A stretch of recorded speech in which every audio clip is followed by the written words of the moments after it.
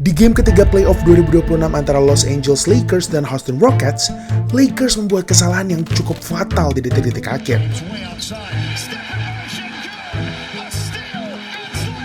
Dengan jarak skor 6 poin dan sisa waktu cuma setengah menit, mungkin kita semua sudah setuju kalau Rockets lah yang akan memenangi game ini. Tapi beberapa detik kemudian, ini yang terjadi.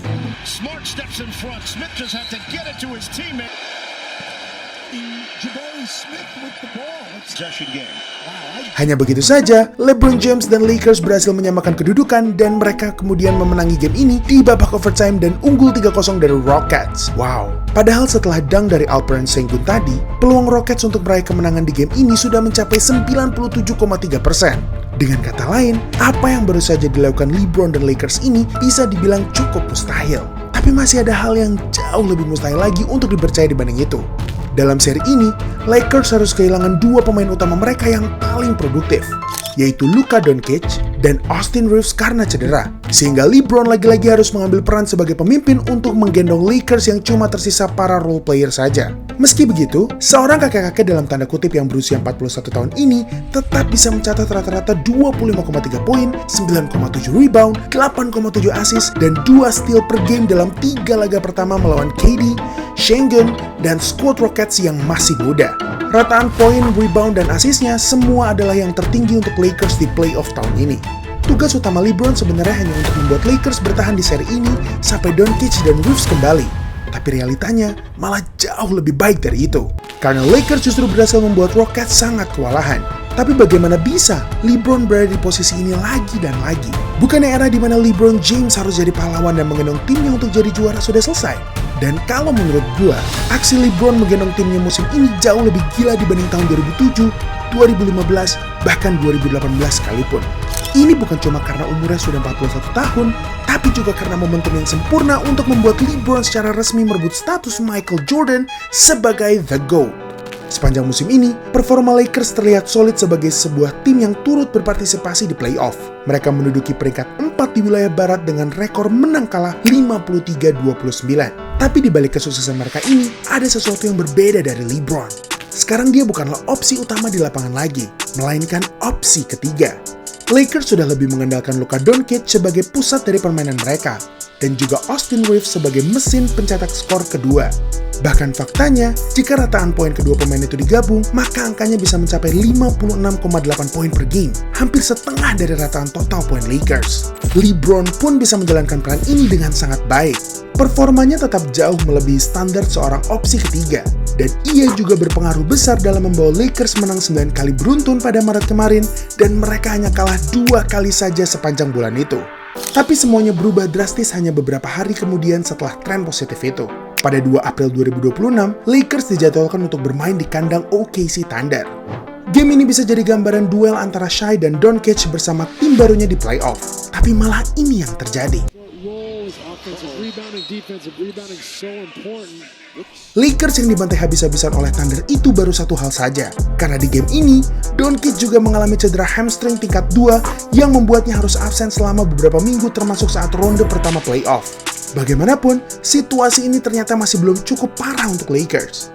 Karena di game yang sama, Reeves juga mengalami cedera tingkat 2 di otot perutnya. Bayangin aja, playoff tinggal sekitar 2 minggu lagi, tapi Lakers harus kehilangan 2 pemain utama yang jadi kontributor untuk mencetak hampir setengah dari total poin mereka. Dan dengan begini juga, Lakers jadi terlihat lebih mudah untuk dikalahkan. Tapi LeBron tidak akan membiarkan semuanya hancur begitu saja.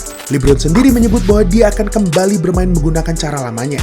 Ya, kita semua pasti sudah tahu apa yang dia maksud dengan cara lama, yaitu kembali jadi opsi utama di sisi offense, mengatur tempo dan jalannya pertandingan, dan memberikan banyak energi dengan adu fisik yang keras, yang mana ini seharusnya tidak bisa dilakukan oleh pemain berusia 41 tahun. Setelah Doncic dan Reeves cedera, LeBron dan Lakers mencatat rekor menang kalah 3-2. Memang kelihatannya tidak sebagus itu, tapi setidaknya mereka berhasil mengamankan posisi keempat sehingga mereka bisa mendapatkan home court advantage atau kesempatan bermain di kandang lebih banyak di ronde pertama playoff. Tapi apa yang LeBron lakukan dalam kurun waktu itu jauh di luar ekspektasi banyak orang. Di game melawan Mavericks, dia berhasil mencetak 30 poin, 15 assist, dan 9 rebound. Melawan Warriors, performanya tetap dominan dengan 26 poin, 11 assist, dan 8 rebound. Begitu juga ketika berhadapan dengan Suns sehari berikutnya dengan 28 poin, 12 assist, dan 6 rebound. LeBron benar-benar melakukan segalanya di lapangan. Tidak ada satupun pemain seusianya yang bisa memberikan performa sehebat itu. Bagaimanapun, semua pencapaian itu masih di musim reguler saja.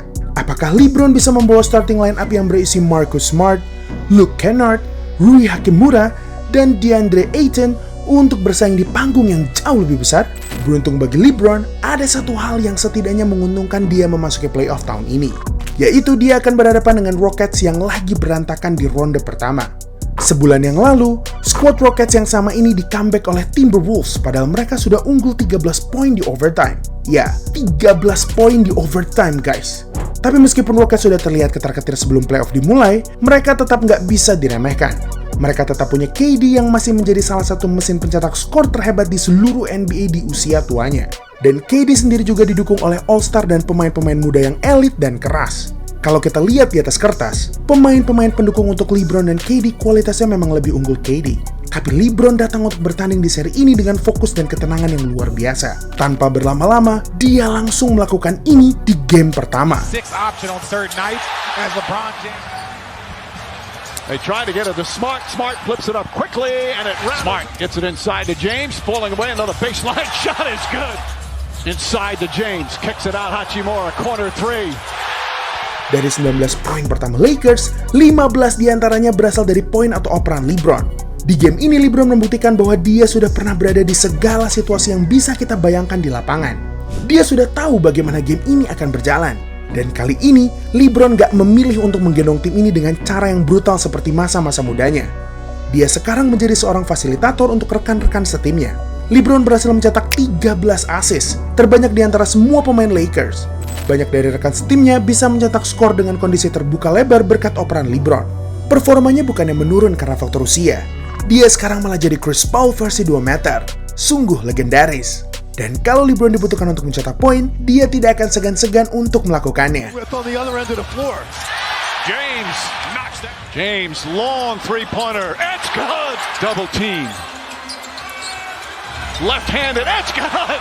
Down to three. James falling away, puts it up, puts it in. Bahkan di depan Amen Thompson, defender terhebat Rockets, LeBron masih bisa melakukan fadeaway yang mulus ini. Di game pertama ini, LeBron punya plus-minus plus 11. Artinya saat LeBron di lapangan, Lakers berhasil mencetak 11 poin lebih banyak dari Rockets. Dan angka plus-minus itu juga yang tertinggi dibanding semua pemain Lakers maupun Rockets. Tapi apa yang terjadi di game berikutnya jauh lebih menarik lagi.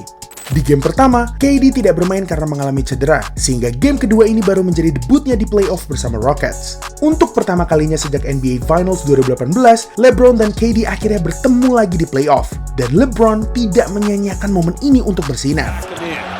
And the spin, and the fadeaway. Right pass. Quick first step, reverse of this tonight. Blocked up top, got it back. Through the legs a couple of times. To his left, strong, off the Lakers trying to close out game 2. James with the... LeBron mencetak 28 poin, 14 diantaranya dari kuarter 4. Dia juga berhasil mencatat 8 rebound dan 7 assist. Semuanya tertinggi untuk Lakers. Energi dan performa LeBron yang konsisten ini kemudian berhasil menular ke rekan-rekan setimnya. Luke Kennard, Marcus Smart, dan Rui Hachimura semuanya tampil menakjubkan untuk Lakers di seri ini. Tapi gimana jadinya kalau ternyata LeBron masih bisa memberikan sesuatu yang jauh lebih gila dari itu beberapa hari kemudian?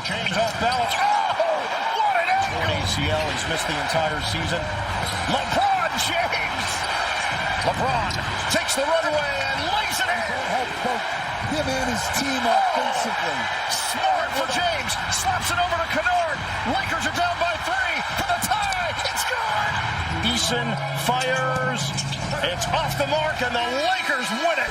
LeBron berhasil mengumpulkan 29 poin, 13 rebound, dan 6 assist dalam 45 menit, guys. Coba sebutin pemain lain yang sudah berusia 41 tahun tapi hampir bermain sepanjang pertandingan dan tetap memberikan performa yang paling produktif. Gak ada yang bisa melakukan itu selain LeBron James.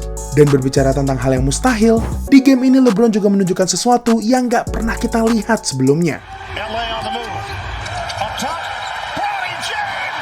Alley-oop LeBron ke Bronny ini adalah assist pertama dari seorang ayah ke anak dalam sejarah playoff NBA. Wow, gue jamin kita nggak bakal pernah lihat momen spesial seperti ini lagi. Performa LeBron memang langsung menurun di game keempat dan Lakers gagal menyapu bersih Rockets. Tapi di game kelima, dia kembali menyala dengan 25 poin, 3 rebound, dan 7 assist. Tapi kalau LeBron dengan segala kondisi yang dialami musim ini bisa memimpin Lakers untuk memenangi satu seri tanpa Doncic dan Reeves, mungkin kita sudah tidak perlu berdebat lagi tentang siapa the GOAT yang sesungguhnya. Karena suka atau tidak, menurut gua apa yang kita lihat di depan mata kita ini sudah sangat kuat untuk membuktikan kehebatan LeBron. Itulah episode kali ini. Udah nggak zaman lagi bikin jersey berminggu-minggu. Di Easy Sportswear 4 hari jadi. Free design, bisa custom satuan. Harganya mulai dari 100 ribuan aja. Gas pantengin all shopnya ya. Jangan lupa like dan subscribe agar channel ini bisa berkembang dan menghasilkan video menarik lainnya. Thanks for watching.